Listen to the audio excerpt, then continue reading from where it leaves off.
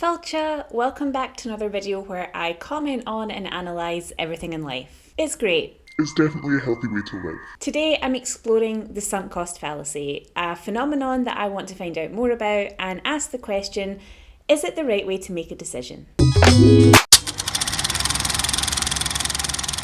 The sunk cost fallacy is when people demonstrate a greater tendency to continue an endeavour once an investment in money, effort or time has been made. So a very common example is you pay £10 to see a film in the cinema, but 30 minutes in you're really not enjoying the film, so you have two choices in front of you. You sit through the rest of the film feeling bored, or you accept that the £10 is wasted and leave and go and do something else. The thing is, in both scenarios, the £10 is wasted.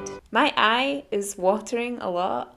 Apparently, the sunk cost fallacy makes me weep. If the money's spent and you can't get it back, that's a sunk cost. The fallacy is around the idea that by continuing to watch the movie, you're getting the most out of your money. But you're not, because you're not enjoying yourself anymore, so not only have you lost that money, but you're now losing out on time. Just a side note, I used to get some real chancers asking for refunds in the cinema that I worked in. This one time, a guy fell asleep during the movie and wanted a refund. And I was like, we facilitated a 2-hour nap for you. That's worth more than the cost of the ticket.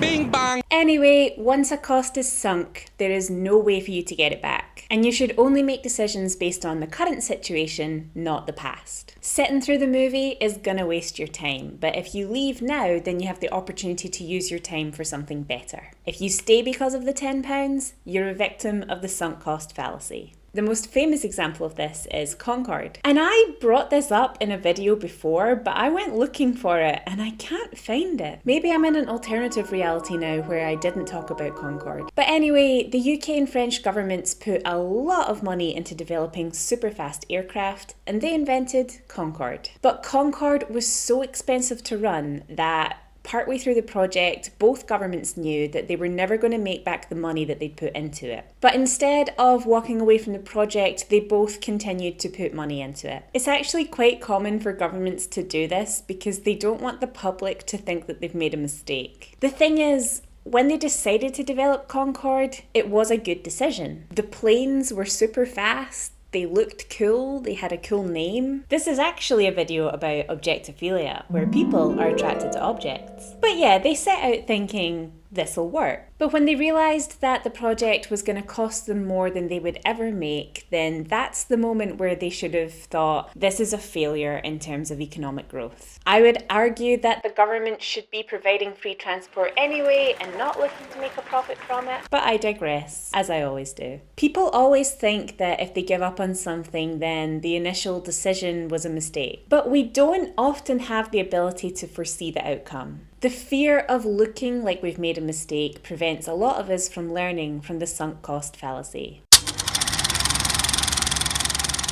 There are a few psychological factors that have been studied in relation to sunk costs. The first is called loss aversion, and it's that feeling that you'll have wasted a resource if you don't follow through. So, say you start painting a wall, but you realise you don't like the colour. You continue to paint the wall that colour because you paid for the paint and you don't want to feel like you've wasted money. But if you keep painting, you'll feel like not only did you waste money, but you now also don't like the wall. You're now actively making something worse because you can't let go of the first loss. The next factor is over-optimistic probability bias. This is where you have faith in your own decision making, which is generally a good thing. And it's not that that is a bad thing, it's just that this is one of the reasons why we fall for the sunk cost fallacy. It was tested in 1968 by Knox and Inkster, who sound like a cracking video game duo to me. Knox is like a brawny shark and Inkster is an intelligent octopus and they travel the ocean freeing fish from fishing nets.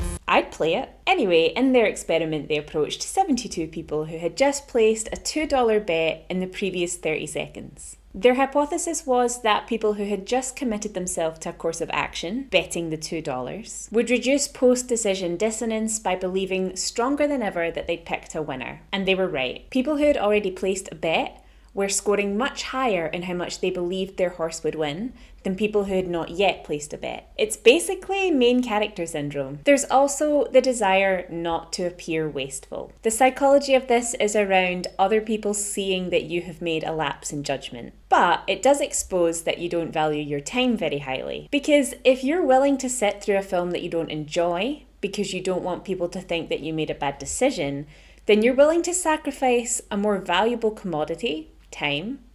Time is not a commodity.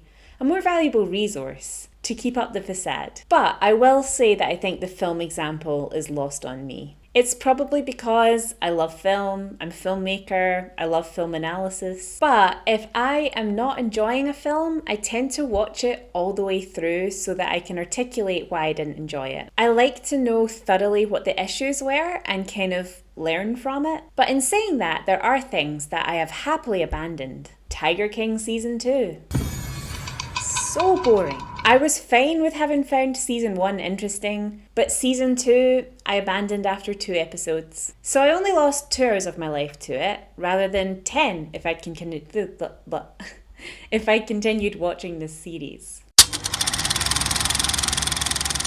So I want to challenge the sunk cost fallacy a little bit, because whilst it makes sense not watching something because it's boring or not spending any more money on a plane, does it apply to not being wasteful? One of the psychological effects was about not appearing wasteful, but this is about not actually being wasteful. I have 2 things in my life that I'm trying to fix right now.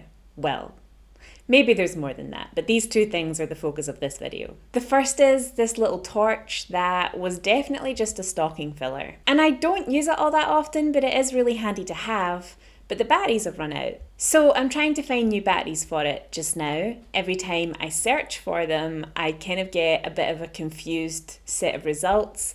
I think they're quite obscure, and also I think different battery companies use different numbers. But it's also really expensive to buy these stupid little round batteries. More expensive than buying a new torch. It frustrates me that the design of this product, which likely won't biodegrade and is probably not recyclable, is just to throw it away and get another one. Similarly, I have many pairs of shoes that I need repaired.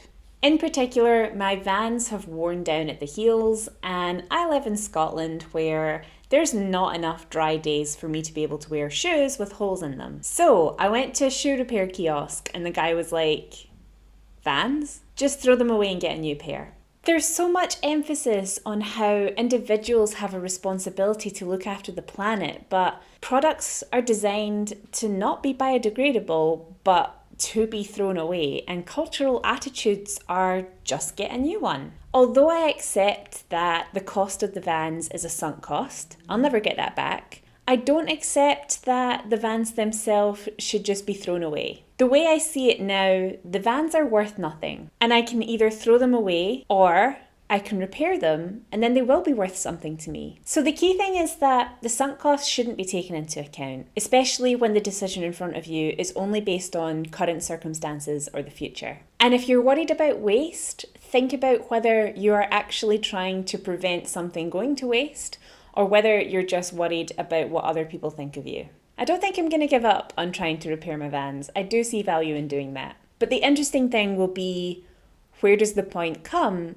where it's maybe not worth my time anymore? And I always have to think that everything prior to now isn't relevant. Thank you for watching today. If you know anyone who would enjoy this content, then please share it with them. Incept their decisions with this video, making the process more complicated and longer than ever before. If they make the decision that they don't want to be friends with you anymore, abandoning the sunk cost of all the time spent together, it's not my fault. Maybe you were just boring. But however you want to share this video is fine. See you next time.